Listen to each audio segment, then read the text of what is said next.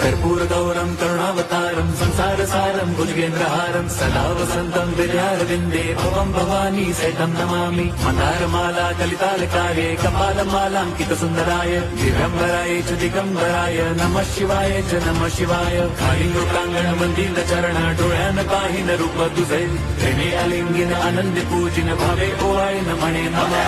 त्वमेव माता पिता त्वमेव बन्धुश्च सखा त्वमेव विद्या द्रविणं त्वमेव सर्वं मम देवदेव। कायेन वाचा मनसेन्द्रियैर्वा बुद्ध्यात्मना वा प्रकृतिस्वभावात् करोमि यद्यत् सकलं परस्मै नारायणायेति समर्पयामि। अच्युतं केशवं राम नारायणं कृष्णदामोदरं वासुदेवं हरिं श्रीधरं माधवं गोपिका वल्लभं जानकीनायकं रामचन्द्रं भजे।